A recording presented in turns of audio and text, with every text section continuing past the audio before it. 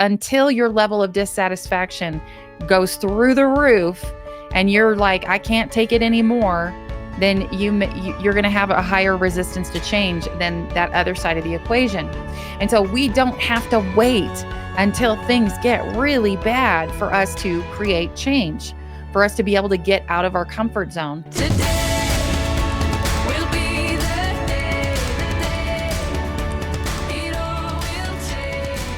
Welcome to the Andrea Engstrom Show. I'm passionate about helping you break through to your next level of abundance, success, and freedom so that you can create the life you desire and inspire others to do the same. I'm your host, Andrea Engstrom, and on today's show, we're going to talk about how to get out of your comfort zone. Comfort is the enemy of your dreams. So let's talk about how to get out of that comfort zone and do what you really want to do. To get us started today, I want to talk about a formula that is really important for you to understand if you are in a position where you've got dreams and goals and things that you've written down that you would love to accomplish, a vision for what you would love to see happening in your life, but you find yourself hesitating to take action. You find yourself procrastinating on the things that would move you towards that dream or that vision. And what I'm talking about is the formula for change. Most of us have a lifetime of experiences, programming, things that were instilled in us from a very young age that all add up to our comfort zone. It creates our resistance to change. And so the formula for change is all about how do you overcome your own resistance to change? Because if you find yourself not taking action when you feel like you should be, you've got big dreams, you've got big goals, there's things that you want to do. I want to challenge you in your thinking, and I'm going to say something unpopular here. If you really wanted to, you would. It may be that you've written down things that are goals for your life and that are ideas that you have they feel like a good idea. They maybe even feel like a great idea. There are things that you get excited about, but they haven't become a must for you yet. And a must means that it's urgent and it's important and we have to get started right away. And so what holds us back? What keeps us stuck? And that for most of us is our comfort zone. It is the things that we are used to. And even if you're in a situation that you feel like isn't a great situation, it is familiar. It's what you know. And we're not sure what life looks like or feels like on the other side of taking the action and making that goal happen. And so we stay stuck in our comfort zone. And so I want to share with you a formula that will help us to understand what does it take to get out of your comfort zone. And so the formula is called the formula for change. And I want you to write this down.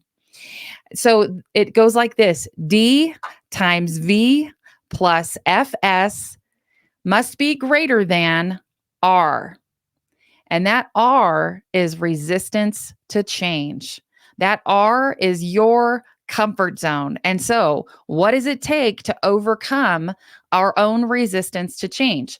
So the D in this formula stands for level of dissatisfaction. The D is for dissatisfaction.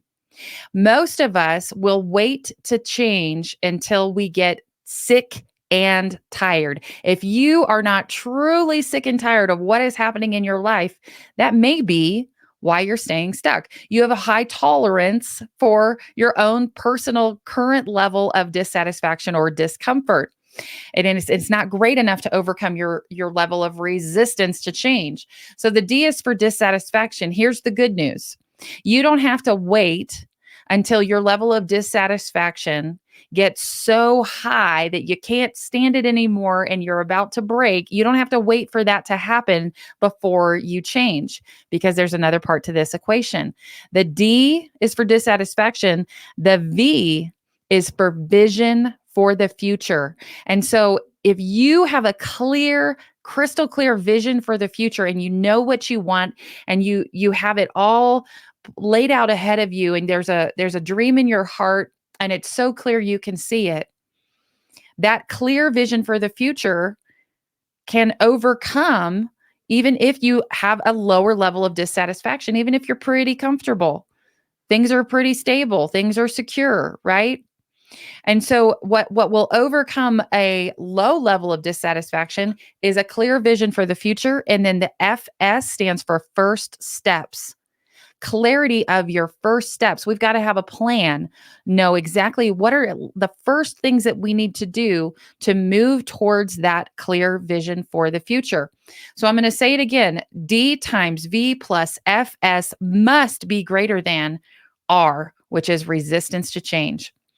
And so if you find yourself in a position where you are um, dissatisfied, but you're not really sure what life looks like on the other side of overcoming the challenges that you currently have, if you haven't gotten really clear about what you want your life to look like, and so therefore you're not even sure about the first steps to move towards that, it's entirely possible that you're going to stay stuck for a really long time, because until your level of dissatisfaction goes through the roof and you're like, I can't take it anymore, then you're going to have a higher resistance to change than that other side of the equation. And so we don't have to wait until things get really bad for us to create change, for us to be able to get out of our comfort zone. And and some of you listening may be saying, "Hey Andrea, you know what? I don't feel like I'm comfortable because things are actually not great. Things are getting pretty bad." But you're still not making the change. You're not taking the action that would move you to make that change, for you to actually completely shift what's going on in your life. And so I want to share with you that just because things are bad doesn't mean you're not comfortable.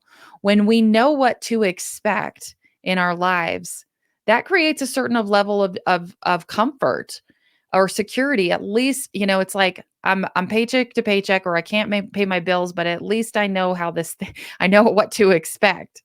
And that's the comfort zone.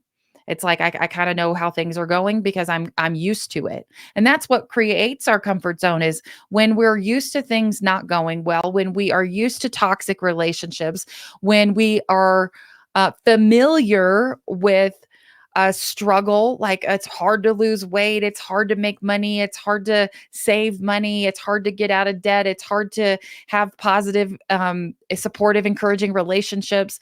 When all of those things are the normal, that is what becomes your comfort zone. And so when I say comfort is the enemy of your dreams, I don't mean that you have a great, super awesome, comfortable life. It could just mean that you have become complacent and comfortable with your current situation because you know what to expect. That becomes your comfort zone. And so, in order for us to elevate ourselves, in order for us to do next level things, we have got to be willing to get out of our comfort zone. And when we are trying to change our life, when we're trying to do something different, the thing that will sometimes get in the way of that is if we don't know exactly what to do, or we're not sure what will happen if we take those actions, and we get nervous about it. And so we start to trust our fear. Instead of trusting our vision, we trust our hesitation, and we begin to get comfortable with procrastination. We're like, "Well, yeah, I'll get to that. I'm going to do that someday." Right. And so we end up living in a place of fear and worry, and that becomes the new normal. And so, if we were to do something different and to change that, most of us are waiting on our feelings to prompt us into action. We're waiting for the right level of motivation, right? And for most people, the right level of motivation actually comes from a disaster or something that forces it, something that forces us out of our current comfort zone because we didn't have a choice. We had to do things differently. When you overcome hard things, it's because you get to a place where you have to. You feel like you're forced to. And so, if in order for us to get out of our comfort zone before things get too bad, we've got to learn one important lesson. Feelings follow actions. Feelings follow actions. It is almost never the other way around. You cannot feel yourself into taking positive, powerful actions. It works the opposite. We have to take action and then the feelings follow. If you don't feel confident, that is okay. You can still take courageous action even when you don't feel ready to do it. And guess what happens when you take courageous action? You begin to feel courageous. You begin to feel more confident. You begin to recognize what you are capable of. Because every day we are all in a process of proving to ourselves what we are capable of. And so if you are proving to yourself every day that you are someone who procrastinates, who hesitates, who operates from a place of fear, that's the feelings that are following it. You're perpetuating these feelings of fear and procrastination and hesitation and anxiety. We're perpetuating those things because of the action that we are taking or not taking. But when you start to make small courageous steps towards the thing that you want to have happening in your life, toward the changes that you want to have happen, the feelings follow. The feelings follow. I want to encourage you today that you are the one that makes the rules in your life. You are the one that decides what you are willing to tolerate and what you will not tolerate. And so if you've been making a certain amount of money in your business or in your job, and you're continuing to make that amount of money, it is because you are tolerating that. If you really wanted to change things, you would. You would do something different. You would get a hustle, you would get a side hustle or a grind or something, or you would get a different job. Right? We're continuing to tolerate. And I know that there's people that are listening to this and they're saying, Andrea, I am trying. I am taking the action and it is not working out. And I want to encourage you that what I'm talking about is not, this is not you. This is not for you. If you are the one who is already taking action and you're putting yourselves out there and you're applying for jobs that you don't even qualify for yet, that you're taking action that is outside your comfort zone. Today, I'm talking to people who are not taking action outside their comfort zone, because we've got to be willing to put ourselves out there and to take risks and to do things differently and to shake it up and just be willing to completely change something that is not working for you. If you're continuing to do something that you feel like isn't working for you or it's not going well, there's some level of there's something inside you that is saying, well, this is working at some level, or you wouldn't still be doing it, right? When we talk about that dissatisfaction, that's part of that formula for change, most people will wait until a disaster. And I want to explain what I mean by that. Most people will wait until something dramatically bad happens in their relationship or in their job before they will make a change, right? I had somebody on a live with me the other day that said she stayed in a job for 16 years. That was not a good fit. And when finally one day when she got laid off, it was one of the best things that ever happened to her because it forced her to make a change, right? So if you're in a job that you know isn't a good fit for you or you're not really happy in, but you're staying there for a long period of time, obviously there is a payoff. They're sending you a paycheck. And so we're staying in that comfort zone because it's just comfortable enough to not have to change. And so what I want for you is that you don't have to wait for it to get so bad that you feel forced to make a change or you get fired or you have to quit because there's some kind of breach of integrity or something like that that happens with a coworker or with a boss, or you're in a really bad situation that you're forced to get out of. Right? I want for you to take control of your life and your actions and to approach your next chapter with open hands. And this is the energy, how we're going to get out of our comfort zone is we're going to do it with hands open. And so if you're watching this on the YouTube, on the YouTube channel, the Andrea Engstrom Show, or my YouTube channel, Bold, I want you to look at the posture that we're using. When we have open hands, we physically open our hands like this. And what this means is an open energy to being ready for opportunity and ready to take action when opportunities present themselves. I am open to be of service in a new way, whatever God has for me next. That's open hands. The reverse of that is closed hands. And most of us are going through our life with a closed hands energy, which is around scarcity. We want to just hold on to what we've already got. We want to hold on to our current security and our comfort zone and make sure that we don't put any of that at risk in order to make a big dream or goal happen. And I got to tell you, it typically doesn't work that way. And I'm not telling you to run out and quit your job today if you don't have something else lined up, if you don't have money in savings and a plan for income, or you've got a pipeline of new business coming in. I don't want you to go out and let go of your paycheck that buys groceries for your family and pays your mortgage. Don't go quit that until you have created your the next boat that you're going to step on. Don't just jump into the deep water without a next boat to step onto or without a plan. But I do want to encourage you that if you are staying stuck where you are at and you are not taking action, then something needs to change. Something has to change. When I decided to get into real estate investing, when I decided to completely, shift my career trajectory and started, my husband and I both, we decided we were going to be all in on real estate investing. I had really beautiful long nails. I was getting my nails done about every 2 or 3 weeks. About every 2 weeks, I had a nail appointment, and I loved having acrylic nails, like, it just made me feel beautiful and powerful, and when I decided to start real estate investing, one of the first y'all are gonna laugh, one of the first things that I did was I popped off those nails and I said, I am opening a new chapter.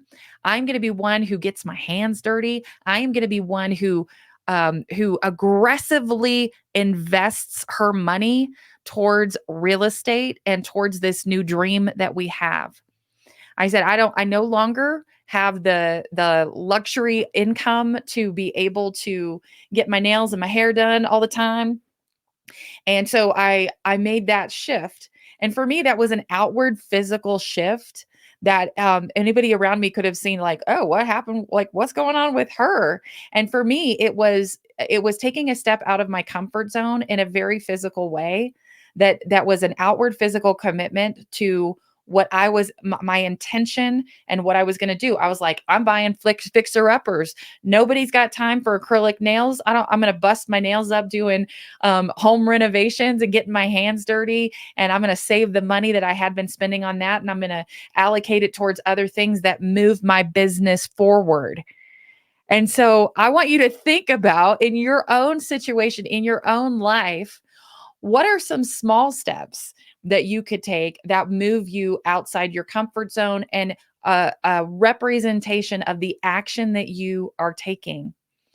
And for me, that was just representative of a much bigger picture. We did other things to scale back our monthly expenses because we were going from having a regular paycheck to having uncertainty in a business. But we were building a pipeline of properties and fixer uppers and creating a plan for that. And we were like, you know what? We're going to scale back in the areas where we had been spending money in order to feel comfortable in our own suffering. And I want to talk about that for just a second, because most women that I talk to, we are having an extra glass of wine at night.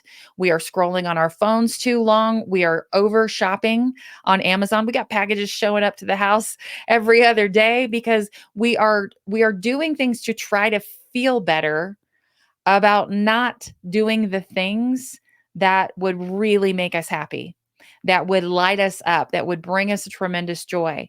And as I know that there's someone at home watching that or listening to this or watching this right now that's like, preach, Andrea, because that is me. If you find yourself pouring an extra glass, shopping a little extra, having an overindulgence of some kind of sweets every day, and you find yourself, oh, I bought myself a little treat. Usually we are doing that not because we have worked really hard and done the thing that is the hard thing that moves us towards our goals. Maybe we did have a hard day at work, or things are stressful, whatever it is, but we are actually doing those things, purchasing those things, putting those things in our body to try to feel better about the things that we didn't do, to try to provide some comfort for ourselves when in most of the areas of our lives we are actually suffering.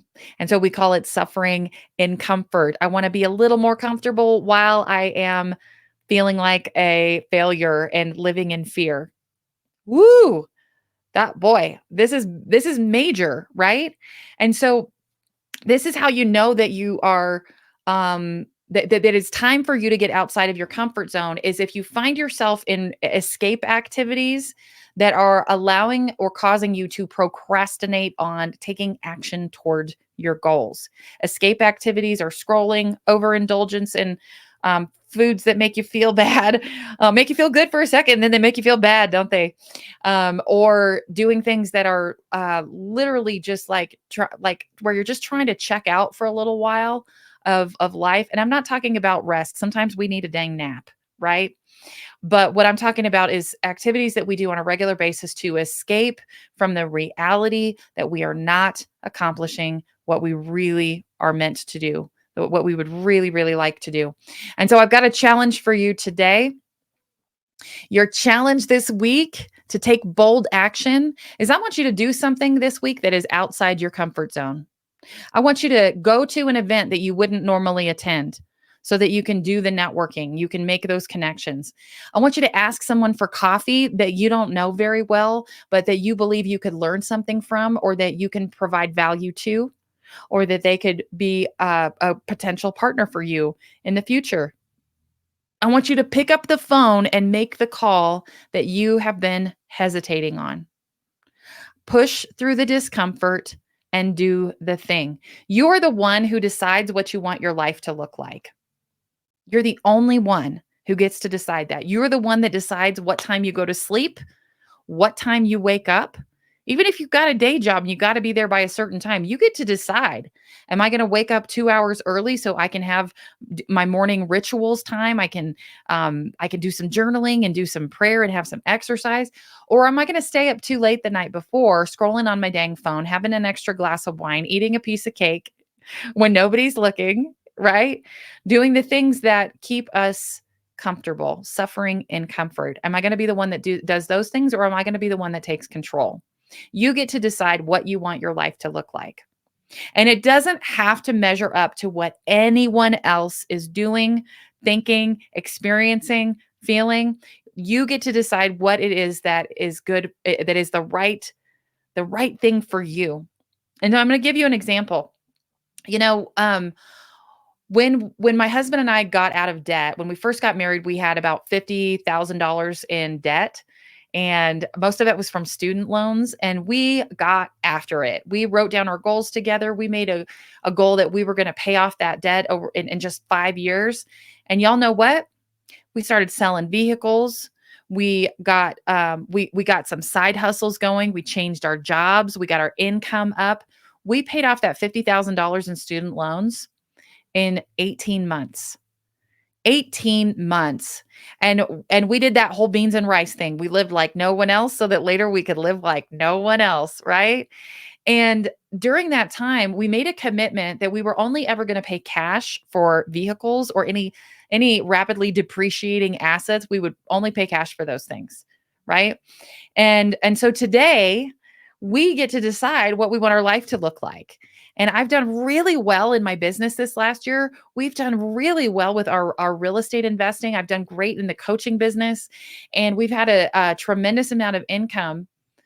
But guess what? I still drive a $12,000 Toyota Sienna minivan that I bought from my mom a few years ago, because we have made a decision that we value experiences and investing in our future selves more than we value what other people think of us, or what it feels like to roll down the highway in a new luxury vehicle. We could have made very different decisions over this last year, but we are not as concerned about what other people think of us as we are about what we think of ourselves, in terms of what are we reaching our goals and our plans for the future? Are we crossing things off our bucket list? And so, even as you start to have success in your life and in your business, I want to encourage you that you do not have to build a life that measures up to anyone else's standards. Some of you are working a job today, and you are in a comfort zone of that job because you feel like you have to earn a certain amount of money in order to pay for a certain level of lifestyle that you have become accustomed to, that is your comfort zone. But you have a dream and a desire in your heart to be self-employed, to be the boss of your own destiny, and to be able to make daily decisions with your time and with your resources that you are in charge of. And but in order to make that dream happen, the thing I want to encourage you to do is if for a period of time, this is how you can take ownership of that. You can say, how much would I have to save up for me to feel really confident transitioning out of this job into being able to just do my own business and be my own boss? What would that number be? Maybe you need 6 months of expenses in the bank, right? And if you had that, you'd say, okay, I'm going to confidently go and do the thing, and I'm going to do it full time, and I'm going to make a go of it. And um, and in order to do that, one of the things that would be super, super helpful or wise is if you were, during that time, you were to scale your lifestyle back to, and this is not a popular idea, right? Most people that are like coaches that help you learn how to make a whole bunch more money, they're like, you're going to be able to buy a Porsche and all these luxury. I'm not that kind of coach, y'all. I want for you to create a life that is what you truly desire when it comes to freedom, finances, and fulfillment. And if your first goal is freedom, then let's run hard after freedom to get you to a place where you are able to pay your bills without stress from a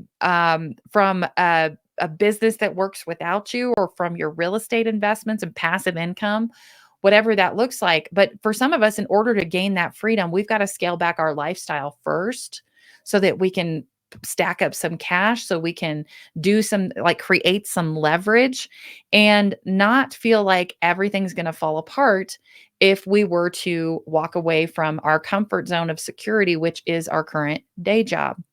And so if you can look at your butt, and most people, when I ask them, they're like, oh, one of my number one goals is to quit my day job. And I'm like, well, how much money would you have to have coming in from your business in order for you to do that? And they don't even know the answer.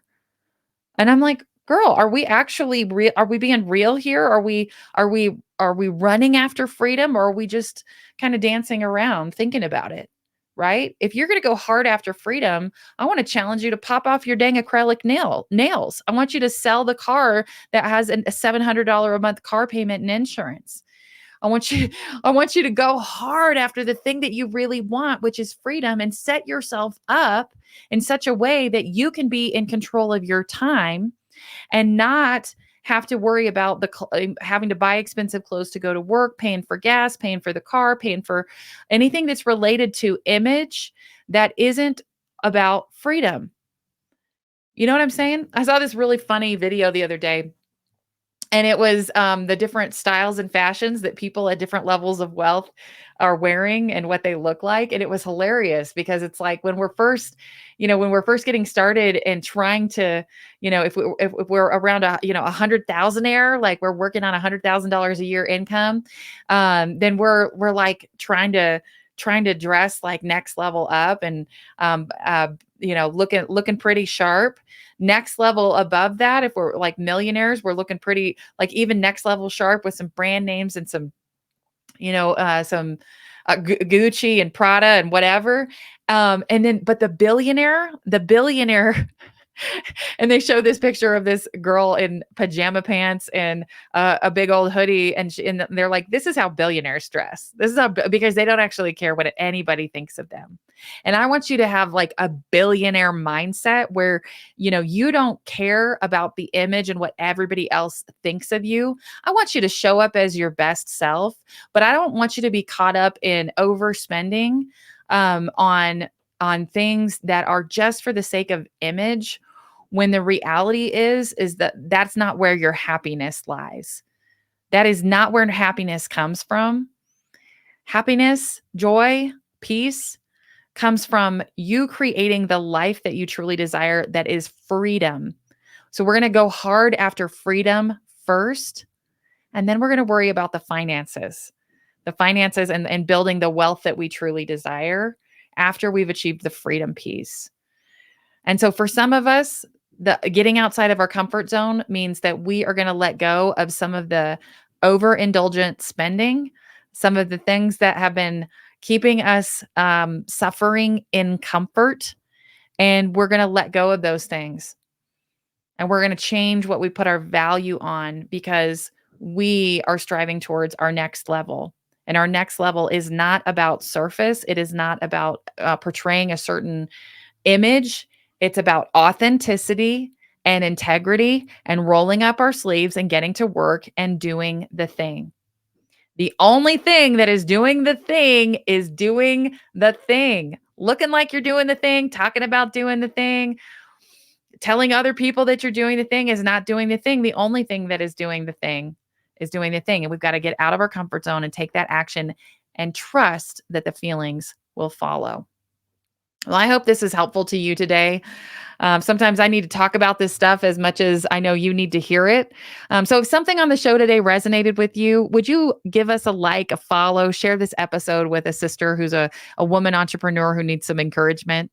And if you want to share your feedback with me or ask me a question, you can drop me a line at AndreaEngstrom.com. And while you're there, reserve your spot in my next masterclass. I would love to have you.